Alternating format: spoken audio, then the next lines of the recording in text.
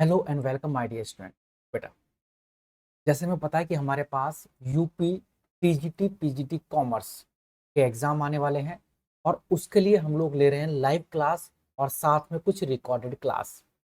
तो ये है उसका पार्ट नंबर 6, यानी कि छठा पार्ट, जिसमें आज हम लोग करने वाले हैं मैनेजमेंट या कह सकते हैं बिजनेस स्टडी के कुछ इंपॉर्टेंट क्वेश्चन, और वो क्वेश्चन जो लगभग कई बार एग्जाम में पूछे जा चुके हैं। अब उन क्वेश्चंस की सीरीज में हम आगे बढ़ते हैं उससे पहले, अगर आप भी हमारे इस चैनल से, हमारे इस ग्रुप से जुड़ना चाहते हैं तो ये बिल्कुल फ्री ऑफ कॉस्ट है। हर एक क्लास बिल्कुल फ्री है, आप जुड़ सकते हैं। और हमारे नोट्स लेने के लिए आप हमारे व्हाट्सएप ग्रुप से जुड़ सकते हैं, जिसका नंबर आपके स्क्रीन पर डिस्प्ले हो रहा है 9555159995। इस पर मैसेज करके आप कह सकते हैं कि सर हमें भी टीजीटी पीजीटी कॉमर्स की तैयारी करनी है, हमें भी आप अपने ग्रुप में ज्वाइन कर लीजिए। चलिएगा, इसी सूचना के साथ आज की अपनी इस क्लास को स्टार्ट करते हैं और इम्पॉर्टेंट टॉपिक लेते हैं। जो सबसे इम्पॉर्टेंट टॉपिक आपके पास मैनेजमेंट वाले चैप्टर के अंदर आते हैं, या बोल सकते हैं बिजनेस स्टडी के अंदर आते हैं, जो कई बार प्रश्न पूछे जा चुके हैं। उनमें से पहला प्रश्न है, बहुत ही इंपॉर्टेंट प्रश्न है, कि अभिप्रेरणा की एक्स और वाई थ्योरी किसने दी? Motivational theory. सभी को पता है कि मोटिवेशनल थ्योरी से बहुत सारे क्वेश्चन पूछे जाते हैं, इंपॉर्टेंट है मोटिवेशनल थ्योरी। तो थ्योरी क्या है? पहला प्रश्न क्या है कि अभिप्रेरणा की एक्स और वाई थ्योरी किसने दी? तो इसकी थोड़ी बात कर लेते हैं। अभिप्रेरणा की पहले याद करने के भी मैं थोड़ा सा इसके बारे में आपको बताऊंगा भी, कि अभिप्रेरणा की एक्स और वाई थ्योरी किसने दी है। अभिप्रेरणा की एक्स और वाई थ्योरी दी है मैक ग्रेगर ने, या Douglas, DOUGLAS, Douglas McGregor ने दी।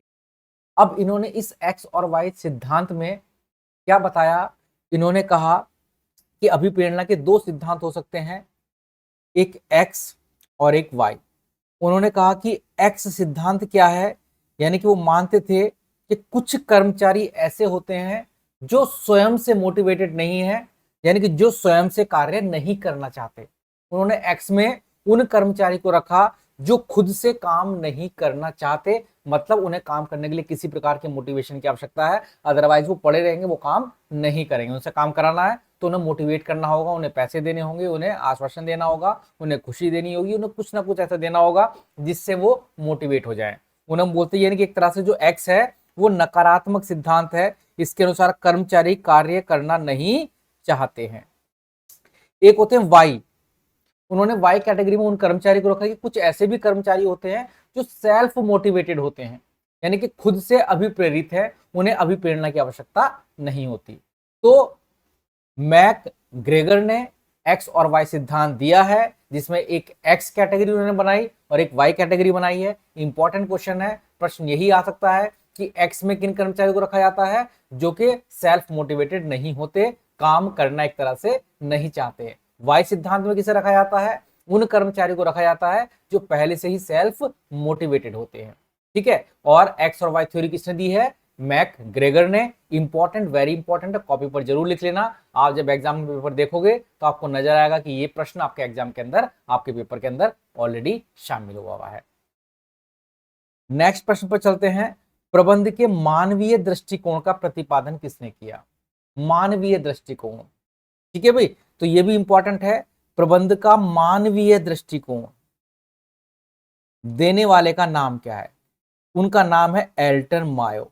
अब याद कैसे रखा जाएगा? मानवीय दृष्टिकोण को आप मायो से याद रख सकते हो, एल्टन मेयो या मायो। ठीक है, एल्टन मायो ने मानवीय दृष्टिकोण दिया। तो याद करने का तरीका है, मानवीय दृष्टिकोण एल्टन मायो ने दिया, मानवीय मायो ने दिया, मानवीय मायो ने दिया। अब बारी आई कि सर मैक ग्रेगर भी तो है। तो देखो, मैक ग्रेगर ना आपके पास क्या है, इसमें दो हैं, दो गए गए। तो याद रखना, जहां पर दो गए गए, एक्स और वाई, दो सिद्धांतों के एक्स और वाई, गए गए मतलब एक्स और वाई।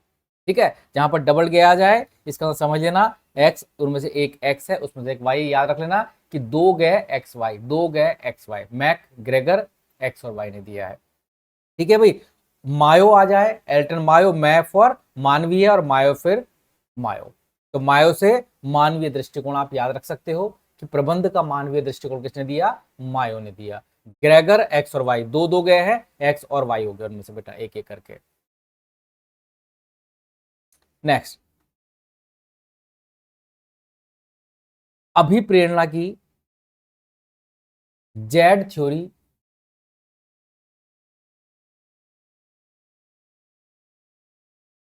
हाँ जी बेटा, प्रश्न क्या है कि अभिप्रेरणा की जेड थ्योरी किसने दी है? अभिप्रेरणा की जेड थ्योरी किसने दी? तो अभिप्रेरणा की जेड थ्योरी दी है आपके पास विलियम आउची या लूथर उर्विक। वैसे नॉर्मली दोनों ने दी है, लेकिन नाम बार बार आएगा आउची का। एग्जाम में जो प्रश्न पूछा जाता है उसमें विलियम आउची बार बार आता है कि नॉर्मली ये मान्यता है कि जेड थ्योरी आउची ने दी है, लेकिन कहीं कहीं पर लूथर उर्विक का नाम भी है। यानी कि कहने का कैसे कह सकते हैं कि विलियम आउची और लूथर उर्विक दोनों ने मिलकर अभिप्रेरणा की जेड थ्योरी दी है। इंपॉर्टेंट क्वेश्चन है, 3 प्रश्न बेटा मैंने आपको बताया, तीनों ही इंपॉर्टेंट है। पहला, एक्स और वाई सिद्धांत किसने दिया? मैक ग्रेगर ने। एक्स और वाई सिद्धांत किसने दिया? मैक ग्रेगर ने। दूसरे कौन थे? दूसरा हमारे पास था कि प्रबंध के मानवीय दृष्टिकोण किसने बताया? मानवीय।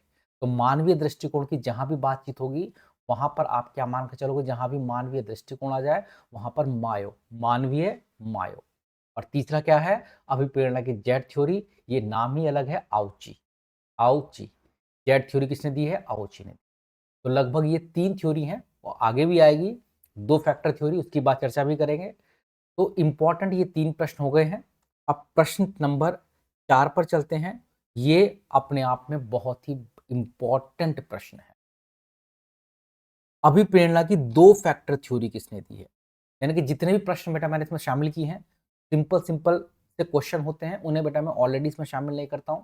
सिंपल का मतलब ऐसे कि प्रबंध के कितने सिद्धांत हैं, 14 सिद्धांत, पहला सिद्धांत क्या है, इस तरह के जो सिंपल क्वेश्चन है वो सभी बच्चों को आते हैं, वो सभी स्टूडेंट को आते हैं। मुझे पता है कि जो भी टीजीटी पीजीटी की तैयारी कर रहा है तो सीधी सी बात है उसे सिंपल क्वेश्चन तो ऑलरेडी आते होंगे।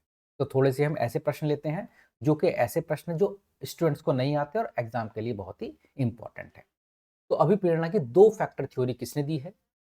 अभिप्रेरणा की 2 फैक्टर थ्योरी दी है हमारे पास हज वर्ग ने। याद रखना, हज वर्ग को आप कैसे तोड़ सकते हो कि आधा पार्ट हज फिर है वर्ग, हज वर्ग, हज वर्ग। ये ऐसा कर सकते हैं, हज के लिए 2 देशों में जाया जाता है, आप ऐसा याद कर सकते हैं, या हज वर्ग, हज वर्ग। ठीक है भाई, तो हज वर्ग यानी कि 2 पार्ट में तोड़ लो इसी नाम को, एक हज है और एक वर्ग है। तो वहां पर क्या हो गया? 2 फैक्टर थ्योरी। ठीक है, या ऐसे याद कर सकते हैं, जो वर्ग होते हैं, जो वर्ग होते हैं उसकी लंबाई और चौड़ाई दोनों क्या होती है? बराबर होती है। हज और वर्ग, वर्ग लंबाई चौड़ाई बराबर होती है, एक को हम क्या बोलते हैं? एक। एक हो गया दूसरा, यानी कि 2 फैक्टर थ्योरी हज वर्ग ने दी है। 2 फैक्टर थ्योरी किसने दी है? हज वर्ग ने दी है। एक बार हल्का सा रिविजन मारते हैं। सबसे पहले आते हैं स्टार्टिंग वाले प्रश्न पर कि आपके पास मोटिवेशन की या अभिप्रेरणा की एक्स और वाई थ्योरी किसने दी है? मैक ग्रेगर, ग्रेगर, ग्रेगर, ग ग ग, है ना, ग ग 2 बार आ रहा है। एक्स वाई थ्योरी ग्रेगर ने दी है। मानवीय सिद्धांत मायो ने दिया है, मानवीय सिद्धांत मायो ने दिया है। 2 फैक्टर थ्योरी किसने दी है? हज वर्ग ने दी। और एक बचा जेड सिद्धांत, वो नाम ही अलग है। जेड सिद्धांत किसने दिया? आउची। जेड सिद्धांत आउची। अब अभिप्रेरणा की जो 2 फैक्टर थ्योरी है इसमें भी हज वर्ग ने बताया कि 2 तरह से फैक्टर्स होते हैं, एक हाइजीन फैक्टर होते हैं और एक मोटिवेटर्स होते हैं। एक हाइजीन होते हैं और एक मोटिवेटर होते हैं। इसके बारे में भी प्रश्न आएंगे। हाइजीन फैक्टर क्या है उसकी चर्चा करेंगे, मोटिवेटर्स क्या है उसकी चर्चा करेंगे। नेक्स्ट प्रश्न पर चलते हैं। अभिप्रेरणा की आवश्यकता के सोपान तंत्र, सभी को पता है आवश्यकता का सोपान तंत्र का सिद्धांत किसने दिया है? ये प्रश्न तो हर एक स्टूडेंट को मेरे हिसाब से आता ही होगा कि आवश्यकता का सोपान श्रृंखला, मैंने बताया था ना, आपको पता है बेटा, अब्राहम मास्लो थे, माँ आधा सैलो, अब्राहम मास्लो। तो अब्राहम मास्लो ने क्या बताया था कि अभिप्रेरणा के लिए हमारे पास क्या होता है? एक अभिप्रेरणा की एक ट्री होती है। ठीक है, पहले इसमें 5 सोर्स होते हैं, यानी कि 5 अलग अलग स्टेप होते हैं या 5 अलग अलग बिंदु हैं जिसके बारे में अब्राहम मास्लो ने बताया है। ठीक है, 5 फैक्टर्स होते हैं। तो इनकी बात भी अभी करेंगे जब इसका सिद्धांत पूरा आएगा समझने के लिए, अभिप्रेरणा का आवश्यकता का सिद्धांत। ठीक है, बहुत ही इंपॉर्टेंट है। अभिप्रेरणा का आवश्यकता का सिद्धांत बोलते हैं नॉर्मली, आवश्यकता का सोपान तंत्र कह लो या आवश्यकता का सिद्धांत कह लो। दिया किसने था? Abraham Maslow. बहुत ही इंपॉर्टेंट प्रश्न की कैटेगरी में आता है। अब्राहम मास्लो ने आवश्यकता का सोपान आपके पास दिया था। नेक्स्ट प्रश्न पर चलते हैं। ये भी प्रश्न अपने आप में इंपॉर्टेंट है। मूल्य प्रत्याशा विचार किसने दिया है? मूल्य प्रत्याशा विचार किसने दिया है? मूल्य प्रत्याशा, इसे आपको याद खुद रखोगे। मूल्य प्रत्याशा विचार धारा किसकी है? बहुत ही इंपॉर्टेंट है, विक्टर व्रूम की है।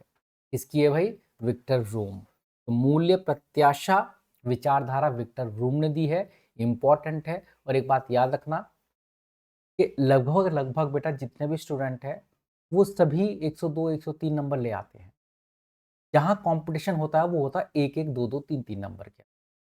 यानी कि अगर आपने ये कुछ नाम याद कर लिए, देखो जो बेसिक प्रश्न आएंगे वो सभी बच्चों को आते होंगे, वो सभी बच्चे कर आएंगे। दिक्कत होती है जहां पर कुछ नाम पूछ लिए जाते हैं और वो नाम बहुत ही कम स्टूडेंट्स को आते हैं। जिन्हें आते हैं वो 1 1 2 2 नंबर एक्स्ट्रा ले आएंगे और उन्हीं का क्या हो जाएगा? सिलेक्शन हो जाएगा। तो आप ध्यान रखना कि आपको ये नाम हमेशा याद रहे। आपको उन्हीं 1 1 2 2 नंबर से आगे बढ़ना है जिन नंबर से बाकी स्टूडेंट पीछे रह जाएंगे। बेसिक प्रश्न हर एक स्टूडेंट को आते होंगे, ये मत सोचना कि बेसिक प्रश्न सिर्फ हम ही कर आ रहे हैं। बेसिक प्रश्न हर बच्चा कर आ रहा है। दिक्कत कहाँ पर आ रही है कि जहां पर कुछ नाम आ जाते हैं, जहां पर कुछ बुक्स के नाम आ जाते हैं। हाँ मुझे पता है बहुत भारी है इतनी सारी चीजें याद करना, बट याद करना पड़ेगा अगर आपको कंपटीशन में सबसे आगे निकलना है या कंपटीशन को फेस करना है। नेक्स्ट प्रश्न है, अभिप्रेरणा के हाइजीन थ्योरी किसने दी? हाइजीन मैंने अभी बताया था। हाइजीन हज वर्ग की 2 फैक्टर थ्योरी थी, जिनमें से एक फैक्टर क्या कहलाते थे? हाइजीन फैक्टर, और एक क्या कहलाते थे? मोटिवेटर्स। तो हाइजीन फैक्टर्स किसने दिए हैं? हाइजीन फैक्टर्स किसने? हाइजीन फैक्टर दिए हैं भाई हमारे पास किसने? हज वर्ग ने। तो हज वर्ग की थ्योरी को, जो 2 फैक्टर थ्योरी थी, इस 2 फैक्टर थ्योरी को क्या बोला जाता है भाई? इस 2 फैक्टर थ्योरी को हाइजीन थ्योरी के नाम से भी जानते हैं। प्रबंध के पिता किसे कहते हैं? ये प्रश्न मैंने कहा था, वैसे तो खैर मैं सिंपल और जो ऐसे बड़े सिंपल से प्रश्न होते हैं उन प्रश्नों को शामिल नहीं करता हूं, लेकिन फिर भी एक सिंपल सा प्रश्न है कि प्रबंध के पिता किसे माना जाता है? हर एक बच्चे को पता है, FW टेलर के हेनरी फ्योल या एफ डरकर? नहीं भाई सर, हेनरी फ्योल। हर एक को पता है प्रबंध के पिता। अच्छा सर फिर ये प्रश्न क्यों लिया? ये प्रश्न मैंने इसलिए लिया है क्योंकि आपको इससे अगला वाला प्रश्न नहीं है। आधुनिक प्रबंध के पिता किसे कहते हैं? प्रबंध के पिता आएगा तो हम सभी को पता है, प्रबंध के पिता तो हमारे कौन है भाई? प्रबंध के पिता कौन है? Henry Fayol. लेकिन आधुनिक प्रबंध जो है, मॉडर्न जो मैनेजमेंट है, तो मॉडर्न मैनेजमेंट के जो फादर्स हैं वो किसे माना जाता है? देखो है नहीं कोई फादर किसी के, देखो हर बार शब्द लिखा है तो माना जाता है, कि मान लिया कि ये फादर है। ठीक है, तो आधुनिक प्रबंध आ जाए तो याद रखना पीटर एफ डरकर। पीटर एफ डरकर। पीटर एफ डरकर कौन है? आधुनिक प्रबंध के पिता माना जाता है। मॉडर्न अप्रोच जो मैनेजमेंट की है वो इन्होंने ही। एमबीओ की आवश्यकता किसने दी? एमबीओ की आवश्यकता किसने दी? तो यही है एमबीओ देने वाले। कौन? मॉडर्न या फादर ऑफ मॉडर्न मैनेजमेंट। कौन है? पीटर एफ डरकर। ठीक है, एमबीओ का मीनिंग होता है management by objective. Management by objective. तो ये भी अपने आप एक इंपॉर्टेंट प्रश्न है और कई बार एग्जाम में पूछा जा चुका। पहले बात तो ये प्रश्न आता है कि एमबीओ की फुल फॉर्म क्या होती है? Management by objective. किसने दी है? पीटर एफ डरकर ने दी। किसने दी है? पीटर एफ डरकर ने दी है। और नेक्स्ट प्रश्न है, किसने प्रबंध को पेशा कहा है? प्रबंध को पेशा कहने वाले कौन है भाई? हमारे हेनरी फ्योल। सिंपल सा है, सभी को पता होगा। प्रबंध को पेशा कहने वाले कौन है? Henry Fayol. और लास्ट प्रश्न पर चलते हैं, नियोजन के कार्य से अलग करने का सिद्धांत किसने दिया? नियोजन को कार्य से अलग करने का सिद्धांत तो हमारे जो साइंटिफिक मैनेजमेंट के पिता माने जाते हैं, सबको पता है साइंटिफिक मैनेजमेंट के पिता कौन है? FW Taylor. साइंटिफिक मैनेजमेंट के पिता कौन है? FW Taylor. तो FW टेलर ने ही कहा था कि नियोजन अलग है और बाकी कार्य अलग होते हैं। नियोजन को प्रबंध के बाकी कार्य से अलग करके रखो। नियोजन एक मानसिक प्रक्रिया, यहाँ पर हाथ से काम नहीं करना, सिर्फ सोचना है। तो इसलिए उन्होंने कहा भैया कि नियोजन जो है प्रबंध के बाकी कार्यों से एक तरह से बिल्कुल अलग होता है। तो ये FW टेलर का मानना था, तो इसे आप याद रखोगे। तो आज के जो इंपॉर्टेंट प्रश्न मुझे कराने थे वो बेटा मैंने करा दिए हैं। बाकी भी कुछ प्रश्न हैं, लेकिन वो हम करेंगे अगली क्लास में। तो आज के प्रश्न 60 तक मुझे कराने थे, मैंने आपको कराए। क्लास ज़्यादा लंबी ना हो, लगभग 15 मिनट की क्लास हो चुकी है। इसी के साथ इस क्लास को समाप्त करते हैं, और मुझे उम्मीद है कि आज की क्लास से आपको बहुत सारी इंपॉर्टेंट बातें पता लगी होंगी और आपने कॉपी पर नोट डाउन भी करी होंगी। तब तक आप वेट करें हमारे नेक्स्ट पार्ट का। हो सकता है जब आप इस वीडियो को देख रहे हो, नेक्स्ट पार्ट ऑलरेडी अपलोड हो चुका हो। तब तक जय हिंद, जय भारत। अपना ध्यान रखें, खुश रहें और सुख प्राप्त करते रहें। खुशी में ही असली सुख होता है।